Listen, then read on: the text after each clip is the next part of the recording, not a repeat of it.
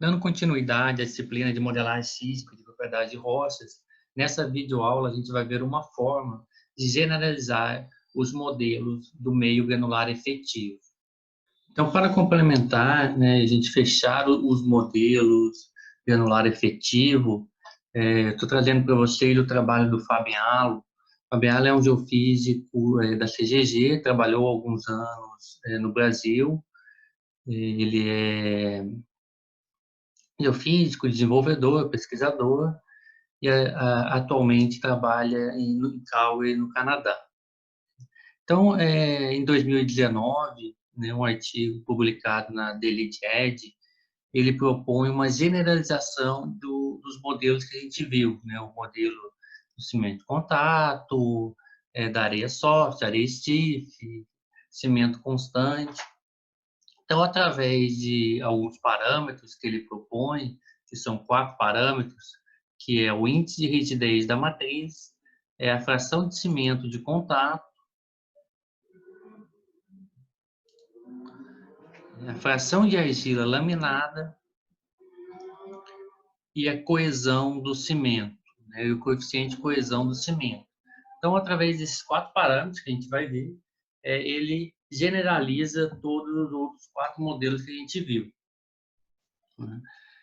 Então, os modelos clássicos, né, que é abreviado pelo GEM, pelas letras G, E, E, M, ele pode ser combinados em modelos estendidos, adequados para diagnósticos aprimorados de física de rocha e uma ampla gama de formações. Nesse artigo, ele também dá uma atenção especial, né, ao impacto desses parâmetros nas propriedades modeladas das rochas elásticas. Então, ele avalia esses parâmetros com relação aos parâmetros elásticos, né? Associa na modelagem, ver como que esses parâmetros estão impactando principalmente a velocidade compressional.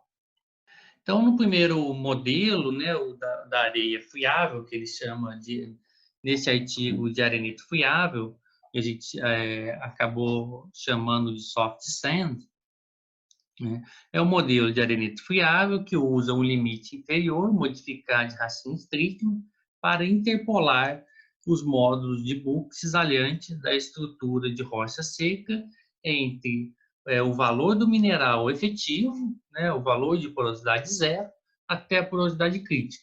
Então, é a forma de conectar esses dois pontos extremos, né, o ponto de porosidade zero e de porosidade crítica.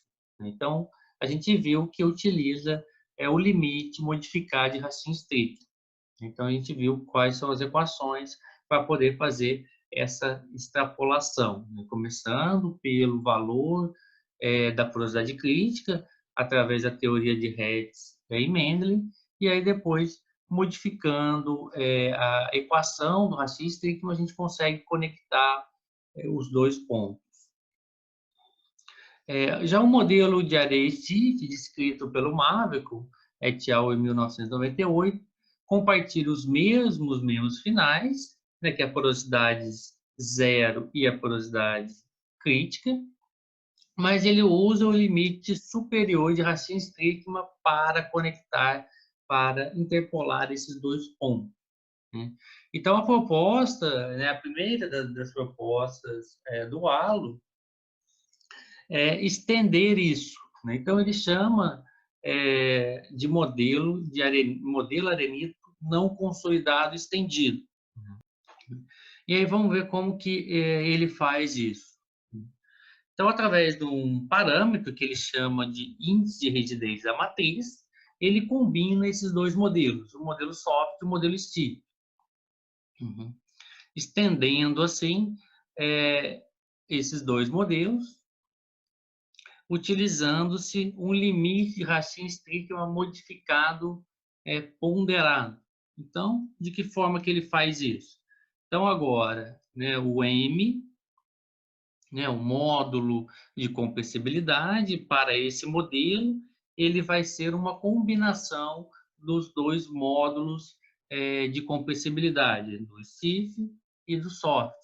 Então, a partir desse MSI, multiplicado, né, a ponderação, esse valor, multiplicado pelo modo de compressibilidade stiff, mais menos esse parâmetro, vezes o modo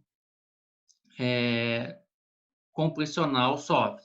Então, quando a gente olha aqui o gráfico da porosidade total pela velocidade compressional, então aqui a gente tem como que ficou esse modelo. Então, aqui a gente tem o limite de Hills, que a gente já viu, o limite de Voigt.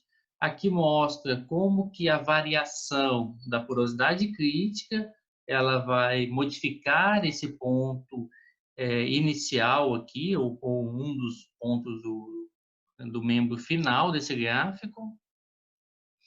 Então, nesse caso aqui, ele está usando 0,36, né? Em muitos exemplos, a gente está usando 0,4. Então, esse ponto viria mais para a direita. Aqui mostra a variação do C, aquele parâmetro que a gente estava chamando de N, né? Que é o número de coordenação, que tem a ver com o número de contatos entre os grãos. Aqui ele chama de C. Então, quanto maior for esse número de contatos, maior vai ser esse parâmetro C, e mais acima esse ponto estaria. Então, para esses, aqui mostrando, então, como que a variação desses dois parâmetros impacta nesse gráfico. E a partir daí ele tem aqui os valores utilizados para o MSI.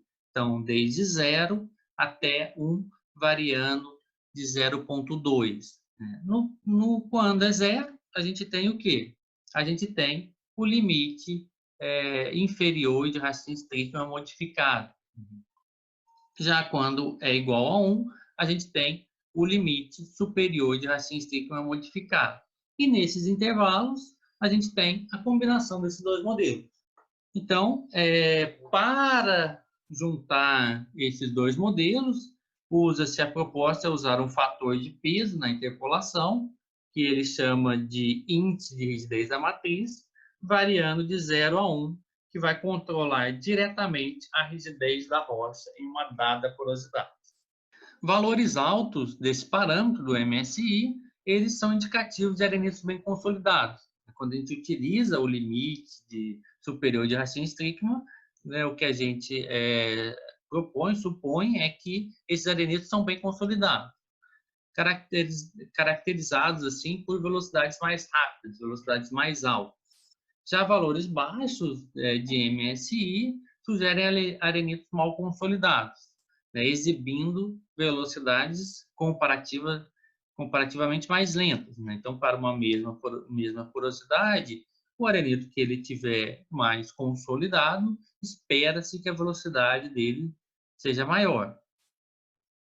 Além do MSI, os dois parâmetros mais sensíveis, herdados de modelos de contato originais, né, herdado lá dos modelos soft e stiff, é a porosidade crítica, que a gente viu, e o número de coordenação. Então, a partir desses valores, a gente tem qual é o ponto, qual é o valor do parâmetro elástico na porosidade crítica, e aí fazemos assim a extrapolação para a porosidade zero. No caso de grãos minerais compostos, o MSI também ele pode ser usado para dar um peso nos módulos efetivos dos grãos. Né? Então, se a gente tiver uma mistura de dois minerais, ao invés de usar uma média simples para obter o valor desse parâmetro, nós podemos colocar uma ponderação, né? Supondo que um mineral ali ele tem um maior peso com relação aos parâmetros elásticos. A teoria de Hertz e Mendel baseia-se nas hipóteses de que todos os grãos são esféricos, de tamanho idêntico, e de que não há deslizamento entre eles. Embora o impacto prático do parâmetro do raio de contato efetivo usado para modelar grãos de vários tamanhos e formas seja geralmente limitado, a capacidade de controlar o atrito entre os grãos através da fração de contatos antiderrapantes é de particular importância. Então, o que está dizendo? O que quer dizer isso? Que um parâmetro importante que tem um peso grande, principalmente no módulo cisalhante, é a forma do grão, o quanto ele estar arredondado ou não, né? Ou ele estar, né, mais, digamos, mais angular, mais pontiagudo, né? E isso vai ter também um impacto nas velocidades VP e VS, né? Principalmente, né, no módulo cisalhante, que vai impactar nas outras duas velocidades. O que acontece? Se a gente tem grãos arredondados, né, vai ser mais fácil a resistência ao cisalhamento, a resistência que ele chama aqui de antiderrapantes, vai ser menor do que se a gente tiver os grãos de forma mais pontiagudas. Então, esse parâmetro ele não afeta o modo de compressibilidade, ele apenas afeta o modo cisalhante. E a gente vai ver como que fica isso para os dados no artigo que o Alan usou. Então, aqui mostra a aplicação disso, né, no modelo arenito não consolidado estendido. A gente tem um conjunto de dados da mesma formação, porém de três campos distintos no Mar do Norte, que são próximos. E aí observa-se que, apesar de ter a mesma mineralogia, né, aqui formado por quartzo e feldespato, em profundidades semelhantes, o intervalo de arenito saturado com água exibe faixas distintas de velocidade VP nos campos, indicando uma variação da rigidez das rochas.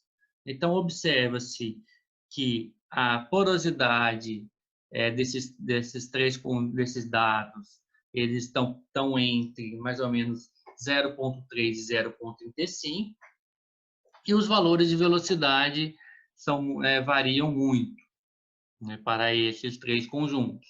E aqui mostra esse modelo de arenito não consolidado, as curvas dele. Então, aqui a gente tem a tracejada primeira de rios, né, lá em cima a gente tem a do void, e aqui nas cores rosa, amarelo e vermelho, a gente tem esse modelo utilizando valores de MS igual a 0, 0,4 e 0,8.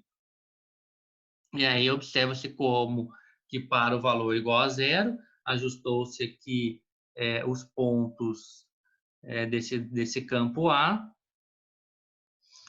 Aí para a mesma formação, mas no campo B, o que melhor se ajustou foi o valor de 0,4, mostrando aqui um arenito mais consolidado. E já no campo C, ainda mais consolidado, o parâmetro que melhor se ajustou foi MSI igual a 0,8. E aí, quando observa-se as lâminas, revela uma evolução da textura das rochas de grãos arredondados relativamente grandes, que a gente vê que o campo A, como os grãos eles são maiores e são bem arredondados. Então, evolui para grãos menores e angulares, né, que a gente aqui vê no C, como que esses grãos eles são menores e eles são mais angulares, são menos arredondados do que o B e o A. E isso se correlaciona com o aumento da rigidez das rochas interpretadas. Então, relacionando-se essa forma do grão, né, com esse modelo do arenito não consolidado estendido, né, com o parâmetro proposto pelo halo, o MSI. Né. A gente observa que em todos os três casos existe uma boa seleção, né, que a gente tem grãos maiores bem selecionados. Aqui a gente já tem, no caso do C, grãos menores, mas também bem selecionados. O que está mudando realmente é além do tamanho do grão, é a forma dele, se ele está mais arredondado ou se ele é mais angular, né? Eu estou chamando aqui de mais pontiagudo. Então, para esse caso aqui, o C, a resistência ao cisalhamento ela vai ser maior do que quando comparado com o B e o A, e isso vai impactar nos valores das velocidades, como a gente está observando aqui nesse gráfico. A segunda proposta é ter um valor que seja capaz de transicionar entre o modelo de cimento constante, no qual se utilizado pelo Dvorak et al. De 1991, ele propõe dois esquemas. O primeiro, né, o esquema que a gente já viu, é quando o cimento está entre os grãos. Né? Então, na proposta dele é ter ou o cimento vai estar entre os grãos ou o cimento vai estar em volta do grão. Então, a proposta de Dvorak et al. Ou a gente tem o esquema 1 ou temos o esquema 2.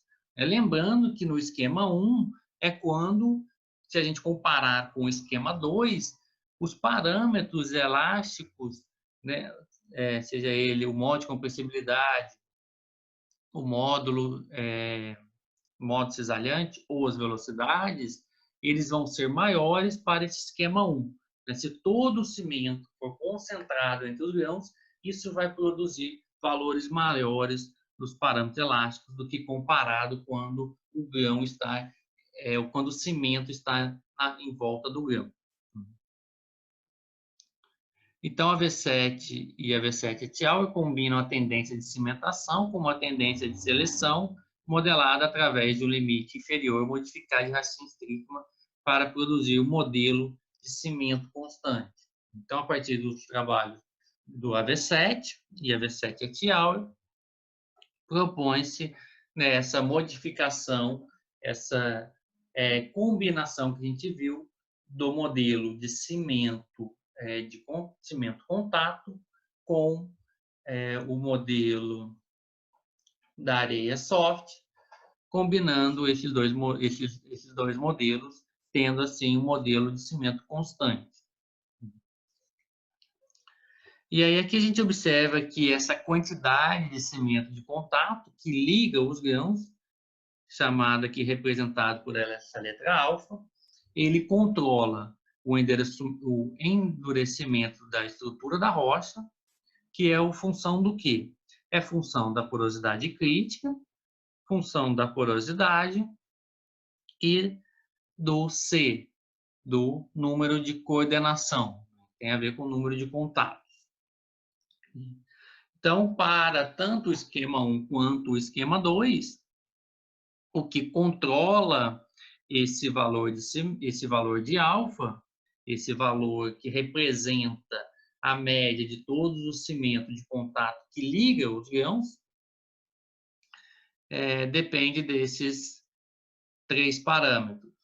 E aí a proposta do Alan é, a partir de mais um parâmetro, que ele chamou de coeficiente de coesão do cimento, ele propõe valores que possam ser interpolar entre esses dois, digamos, esses dois extremos.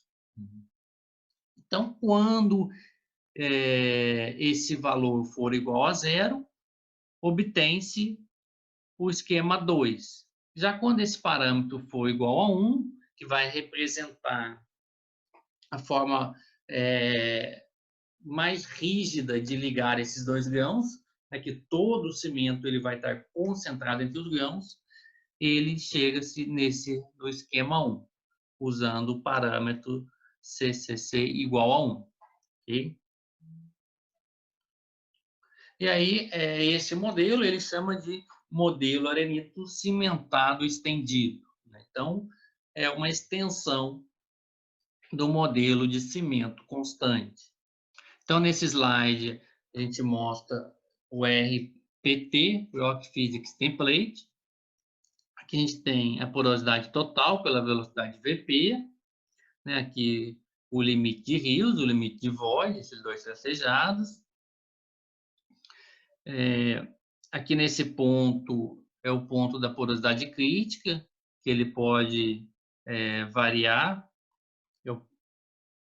tanto no eixo horizontal, com relação a esse valor inicial da porosidade crítica, quanto na vertical, com relação ao C, ao número de coordenação.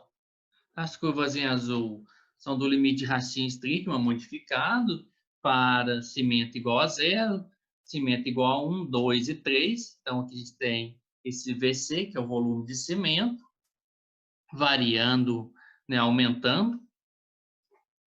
E essas curvas em vermelhas são para o modelo do arenito cimentado estendido.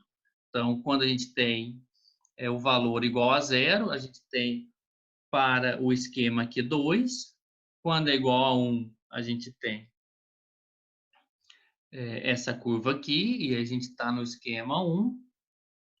E já quando esse valor é 0,5, que é o esquema intermediário entre esses dois extremos, a gente tem essa curva vermelha aqui. E aí foi feito o que, então? Foi a partir, utilizando-se esse valor igual a 0,5, ligou-se essa curva com o de cimento constante.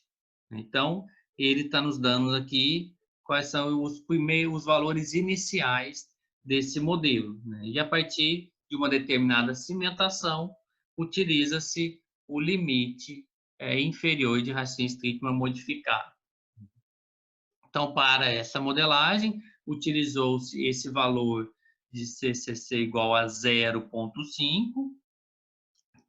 tendo-se esse início, e aí ligou-se a partir desse valor para um determinado cimento constante, interpolou utilizando-se o limite de Racine-Strickman modificado, o limite inferior, para o ponto do mineral, para o ponto de porosidade igual a 0. Então, a precipitação química de quartzo-calcita geralmente vai levar a esquemas de cimentação rígidos caracterizados por altos valores, né? Então, quando a gente tiver o cimento for a partir de calcita ou quartzo, a tendência é que os valores de CCC, né, os valores desse coeficiente, sejam maiores, mais próximos de 1.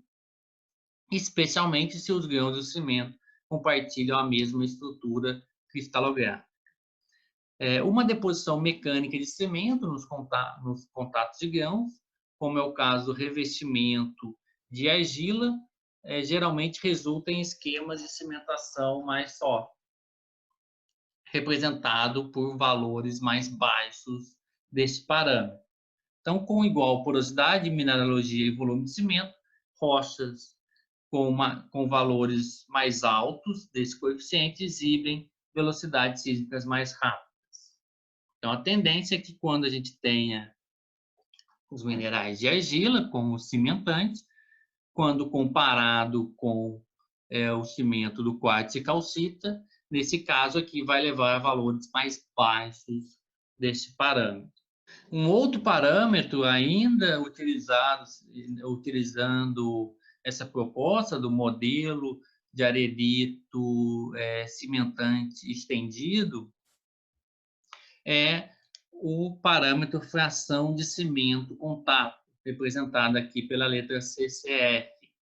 Então, rochas levemente cimentadas, nem todos os contatos de grão são cimentados, né?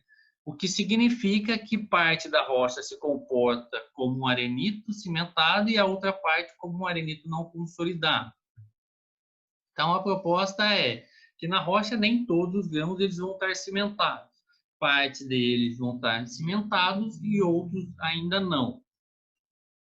Então, a combinação dos dois modelos em um modelo arenito cimentado estendido é obtido pela interpolação linear entre os módulos derivados do modelo arenito cimento constante e o modelo de arenito não consolidado.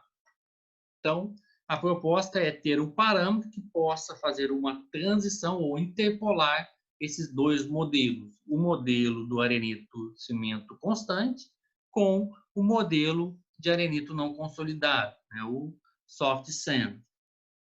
E aí, para obter essa ponderação entre esses dois modelos, ele propõe esse parâmetro, que é a fração de cimento de contato. Então, a fórmula para obter o módulo de compressibilidade, utilizando-se esse parâmetro, é essa daqui,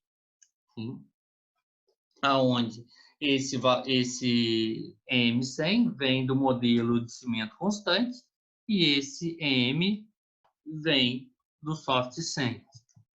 E aqui está a forma de obter esse ΔM, que ele depende da porosidade atual, dividido pela porosidade crítica, menos esses dois valores aqui, obtidos, um do modelo não consolidado e o outro do modelo cimentado. Então, utilizado como um fator de peso na interpolação, o CCF, ele vai variar de 0 a 1, indica a fração de contatos de grãos realmente soldados, então realmente cimentados na rocha. E aqui ele mostra para um outro conjunto de dados, aqui no caso é o mesmo campo, mas 3 formações distintas, e aí ele tem, utilizando-se esse modelo arenito cimentado estendido, calibrado para esse conjunto de dados, utilizando-se a proposta dos dois parâmetros, do coeficiente de coesão do cimento e a fração de cimento de contato, para o conjunto A, a gente observa que para esses dados, né, aqui da formação A, formação B e a formação C, a porosidade ela está diminuindo, né? A gente começa aqui no A com altas porosidades e já no C as porosidades são bem menores. Para ajustar essa primeira curva, a curva rosa, utilizou-se um volume de cimento igual a 0 e os valores dos dois parâmetros propostos também iguais a 0.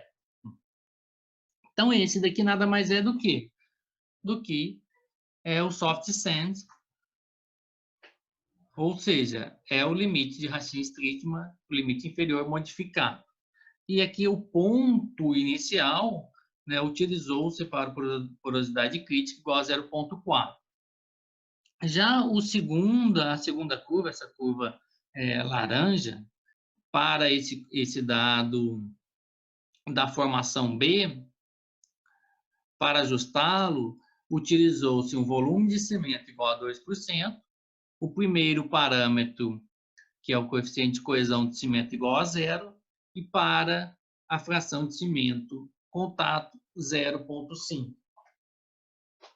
E para o último caso, para a formação que está mais profunda, os valores foram uma cimentação bem alta, né, um volume de cimento igual a 10%, e os outros dois parâmetros iguais a 1. Então, isso, nesse conjunto de dados, né, sugere uma intensificação de cimentação com a profundidade. À medida que a profundidade vai aumentando, a cimentação ela vai aumentando. E nas seções, nas lâminas delgadas, também mostram isso, né? Então, a partir das lâminas delgadas, imagens do meio e medidas de espectroscopia de raio-x suportam esse diagnóstico. À medida que mais quartzo precipita em torno dos grãos, a distribuição do cimento evolui gradualmente de um cimento revestimento parcial para uma camada mais espessa, que bloqueia todos os contatos de grãos e obstrui a maior parte da porosidade efetiva. Então, aqui comparando para a região A, onde não se vê a cimentação, né? Não se vê cimento entre os grãos, e aí à medida que vai se evoluindo, quando a gente chega aqui na imagem C, a gente já vê esse crescimento aqui do cimento entre os grãos. E aí, para fechar esses modelos propostos, a extensão desse modelo que a gente viu proposto pelo Alan, aqui a gente tem os modelos de arenito ricos em argila. Então, as argilas podem ter um impacto substancial nas propriedades elásticas do arenito quando ocupam parte do espaço poroso, que a gente chama de argilas dispersas, ou também quando formam camadas finas, que desconectam os grãos da matriz, né? Que aí estaria associado com argilas laminadas. Então, aqui tentei construir essas imagens, né, baseada no modelo que eu peguei na internet, para que a gente possa representar essas quatro formas que a gente poderia encontrar no reservatório, né? O primeiro caso é o arenito limpo, o segundo, a argila, o arenito limpo com argila laminada, então, tentando representar essa forma da argila. Já o terceiro caso, o arenito argiloso e a argila na forma de espécie, preenchendo aqui os grãos. E aqui o último caso, a argila estrutural, a argila fazendo parte aqui da estrutura da matriz da rocha. As argilas laminadas, organizadas em camadas finas, que desconectam os grãos da matriz, são diferenciadas das argilas espessas, que preenchem os poros intersticiais entre os grãos, deixando os contatos intactos. Então, esses efeitos, tanto da argila laminada quanto da argila espessa, nos modelos que a gente viu dos modelos de GEM, não estavam contemplando. Né? Em todos aqueles modelos, o que estava considerando era que a incorporação da argila ela estava na composição dos grãos minerais, né? De forma argilas estruturais. Então, nos modelos que a gente viu, a argila está fazendo parte como uma argila estrutural. E aí a proposta do Alan é estender isso, contemplando agora tanto o caso de argila laminada quanto a argila dispersa. E vamos ver como que ele fez isso.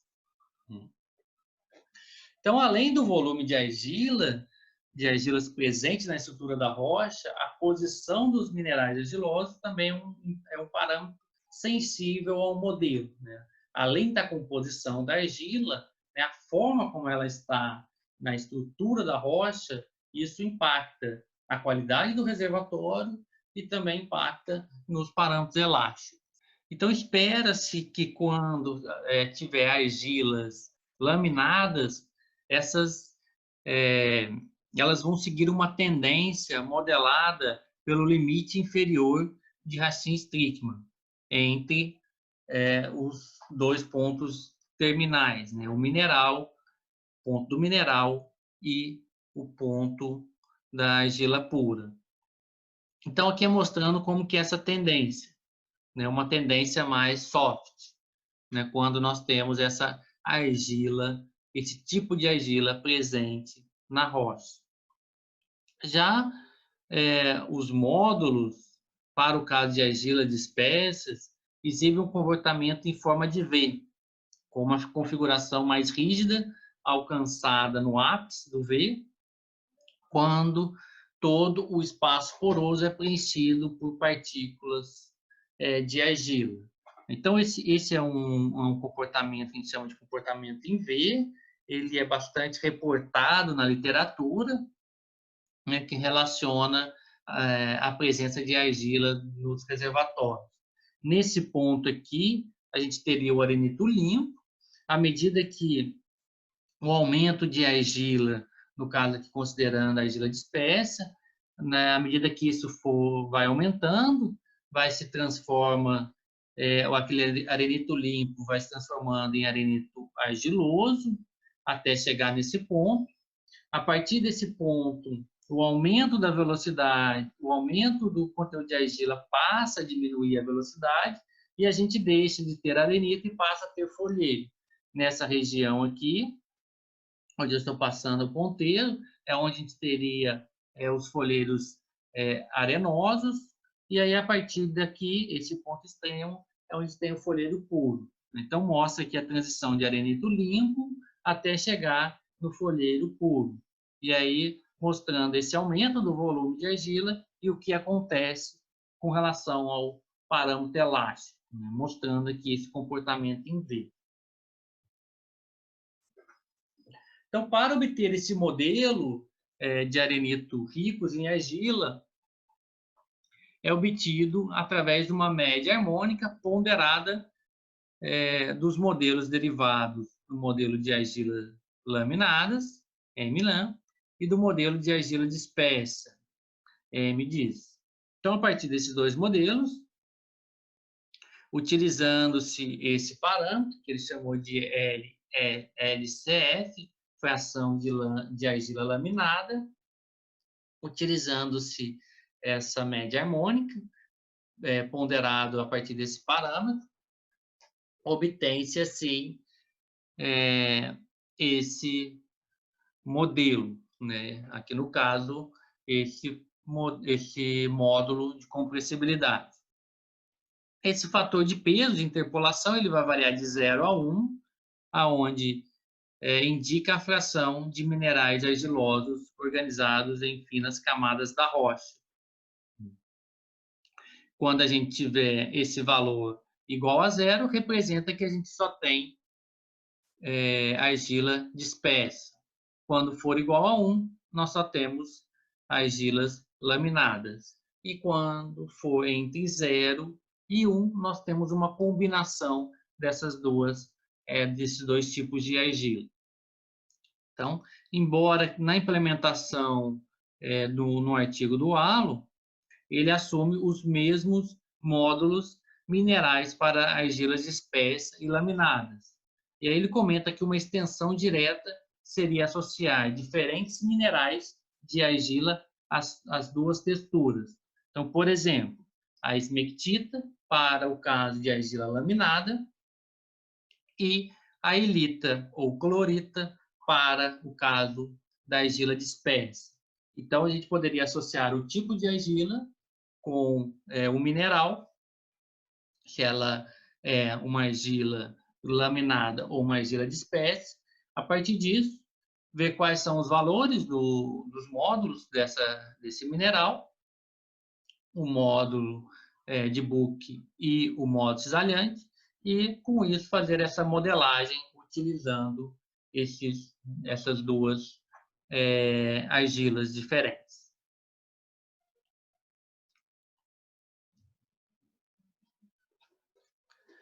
Então, aqui no gráfico do Rock Physics Template, a gente tem a porosidade total pela velocidade compressional. Aqui é o ponto para esse ponto em vermelho, ponto 0. É quando a gente tem o arenito limpo, sem nenhuma presença de argila. Se seguir por esse caminho, até chegar aqui, o que a gente tem? A gente tem essa transição de arenito limpo até o folheiro puro, aonde está considerando que não existe argila laminada, que toda argila ali que está sendo incorporada no modelo é uma argila dispersa. Então, segue essa tendência. Já quando tem alguma porcentagem da argila laminada, de acordo com o valor dessa porcentagem, ele vai ser dado por esse gráfico aqui. Então, quando a gente tiver 0,2, ou seja, 20% da argila presente na nossa modelagem for do tipo laminada, do tipo laminar, essas duas curvas. Essa daqui quando for 0,4, depois 0,6, e quando toda a argila for uma argila laminar, a gente sai desse ponto aqui 0 e conecta para o folheiro puro através dessa curva aqui. Então, esse modelo é capaz de reproduzir as tendências distintas em formas de V que a gente observa, formadas pela amostragem de dados de perfis, ciclos deposicionais completos, com frações variadas de argila laminadas e dispersas. Então, se a gente considerar um ciclo deposicional completo, começando ali pela areia limpa e indo até o topo para um folheiro, a gente pode fazer essa modelagem utilizando-se esses dois tipos de argila, a dispersa e a laminada, uma combinação dessas duas argilas. Então, aqui é dados de perfis de um campo na Austrália, sobreposto a um gráfico, a um template, baseado no modelo de arenito rico em argila. Então, a tendência de velocidade e porosidade, o gráfico aqui de porosidade por velocidade, impulsionada por uma quantidade crescente de argilas, da base ao topo de um ciclo deposicional, segue uma média da linha rosa, definida por uma fração de argilas laminadas de 0,5. Então, como eu tinha comentado, aqui a gente tem o ponto inicial, o ponto de porosidade crítica para o arenito limpo, à medida que o volume de argila vai aumentando, aqui a gente tem a coloração dos pontos de acordo com o volume de argila, variando de 0 a 1, onde as cores quentes representam o maior volume de argila. Então, a gente sai do arenito limpo, passando por o arenito argiloso, até chegar aqui no folheiro. A partir desse ponto, descendo essa curva, a gente tem aqui a curva dos folheiros. Então, aqui é um folheiro siltoso, e depois indo para um folheiro, e aqui seria o ponto do folheiro curto. Então, a melhor calibração para esses dados foi a partir de 0, usando o parâmetro LCF igual a 0,15. Então, utilizando aí uma fração da argila laminada para essa modelagem. Essa sequência de arenito limpo, arenito argiloso, folheiro arenoso e folheiro é caracterizado por um conteúdo crescente de argila causado por uma diminuição gradual de energia no ambiente deposicional. A tendência pronunciada em forma de V, exibida pelos dados perfis, sugere uma predominância de argilas dispersas no arenito argiloso. Agora, comparando o mesmo gráfico desse modelo de arenito rico em argila, porém com mais uma variável, com o volume de cimento. Então, a gente aqui observa o primeiro gráfico, onde a gente não considera que o volume de cimento nessa modelagem do arenito rico em argila. Já para um volume de cimento, como que fica esse template? Então, o que se modifica nesse template é esse ponto inicial. Então, esse ponto, ao invés de ser a partir daqui de 0, à medida que esse volume de cimento aumenta, esse ponto ele vai variar nessa posição. Quanto maior for o volume de cimento, mais ele vai andar nessa direção, aumentando-se o valor do parâmetro elástico. E quanto menor for esse volume de cimento, esse ponto vai estar mais abaixo aqui com relação a esse ponto onde eu estou mostrando aqui com o apontador. E aí, comparando-se esse modelo agora com uma porcentagem de volume de cimento para dados também da Austrália, mas de outro campo, é o que mostra aqui o template de porosidade por velocidade compressional, por VP. Então, um arenito de grãos médios, bem selecionado, localizado na base da sequência, exibe velocidades altas, devido ao estado de compactação, sugerindo a presença de uma quantidade significativa de cimento. Então, para modelar essas curvas aqui em laranja e a curva rosa, utilizou-se para o valor da argila laminada, igual para a curva rosa igual a 0,1, e para o valor de cimento, 8%. E já a laranja utilizou 0,4% e 8%. E aqui mostrando esse conjunto de dados e esses pontos A, B, C e D, mostrando as lâminas aqui embaixo. Então, para o primeiro caso aqui, o arenito ele é bem cimentado e bem selecionado. Ele forma a base da sequência.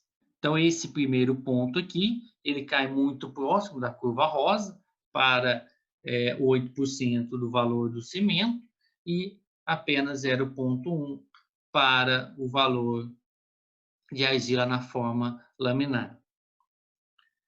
Já o ponto B, ele também cai muito próximo aqui dessa linha de cimento igual a 8%, e para essa fração de 0,1 da argila laminar, mostrando aqui na lâmina que realmente ela já aparece mais suja com relação a A. Já o ponto C, a gente tem aqui um grande aumento da concentração desse tipo de argila e impacta muito no valor da velocidade, né? Ela cai aqui de próximo de 4.000 para próximo de 3.600 metros por segundo. Então, para uma mesma porosidade, para uma mesma quantidade de volume de argila, o que variou foi o tipo de argila, mostra aqui um impacto significativo no valor da velocidade, né? Mostrando aqui a gente teria a argila dispersa, a maior parte da argila presente seria dispersa, né, 0,9, e já aqui essa argila dispersa seria 0,6. E aí como que isso impactou diretamente no valor da velocidade. E já estão mostrando aqui, né, quando a gente olha a lâmina C com relação a B, a gente vê realmente que as argilas se apresentam aqui numa quantidade maior na forma laminada. E já o ponto D, representado aqui por essa lâmina, que nessa sequência é uma stone laminado rico em matéria orgânica, ele se ajustou muito bem a essa curva laranja. Então, a gente observa velocidades similares, mas com porosidades menores nos arenitos argilosos, nos levam a presumir que argilas dispersas obstruem parte de sua porosidade. Então, aqui está comparando que tem-se o mesmo valor de velocidade entre A e B, né? Apenas aqui um aumento de velocidade pequeno do ponto A para o ponto B e uma grande diminuição de porosidade. E aqui sugerindo, então, e eu visto nas lâminas, que esse aumento está devido à diminuição da porosidade com relação à presença da argila dispersa. Mostrando, então, a tendência aqui de sair do arenito limpo e para o arenito argiloso, impactando, diminuindo a porosidade e mantendo meio que constante a velocidade.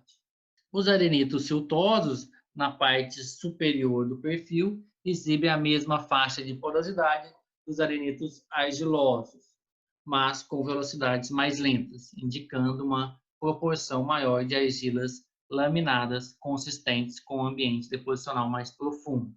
Então, quando compara aqui o arenito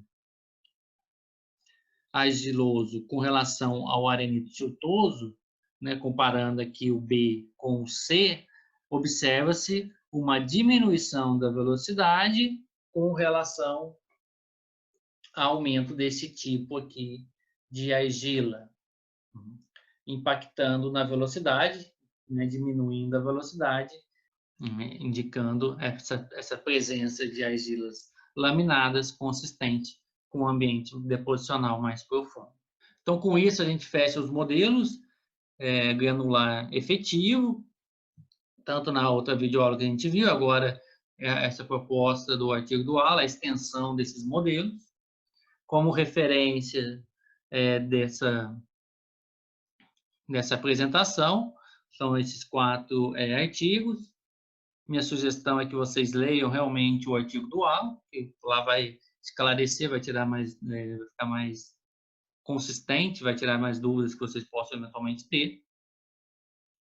E na próxima aula, a gente vai entrar nos modelos de inclusão, né, que são modelos mais aplicados aos carbonatos. Até a próxima aula.